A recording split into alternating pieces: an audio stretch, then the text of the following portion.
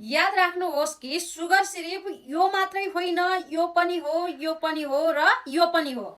6 sign तपाईले आफ्नो बडीलाई जरुरत भन्दा ज्यादा सुगर दिइराख्नु भएको छ। पहिलो साइन इनर्जी क्रास। दिनमा तपाईको इनर्जी लेभल डाउन हुनु, अल्छी लाग्नु, निन्द्रा लाग्नु, एकैछिन भए पनि तपाई निदाउनै पर्ने हुन्छ। दोस्रो साइन तपाईलाई आफ्नो वेट लुज गर्नको लागि डिफिकल्ट हुनु। तपाईले आफ्नो वेट घटाउनलाई स्ट्रगल गरिराख्नु भएको छ, तर बिना कारण तपाईको वेट वात्तै बढिरहेको छ। धेरै कोसिसको बावजुद पनि तपाईले आफ्नो वेटलाई घटाउन र कन्ट्रोल गर्न नसक्नु। Number 3 mental brain fuck.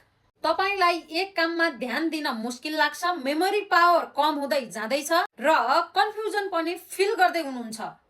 Number 4 skin issue. धेरै जसो मानिसहरुमा एक्नी, पिगमेन्टेसन, मेलाजमा जस्ता प्रब्लमहरु देखा पर्न थाल्छन्। समयभन्दा अगाडि नै तपाईहरुको फेसमा रिङ्कलहरु देखा पर्न थाल्छन्। साथै तपाईको फेसको ग्लो खतम हुनेछ र स्किन डल देखा पर्न सुरु हुनेछ। नम्बर 5 तपाईलाई हमेशा भोक लागिरहन्छ, यसलाई क्रेभिङ पनि भनिन्छ। केही मानिसहरुलाई गुलियो आइटम, केही मानिसहरुलाई फ्राई आइटम र केही मानिसहरुलाई सल्टी आइटम खान मन लागिरहन्छ।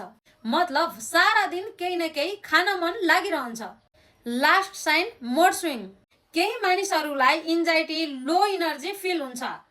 तपाईमा चिरचिराहट सुरु हुने गर्दछ, साथै इमोसनली इटिङ पनि सुरु गर्नुहुनेछ।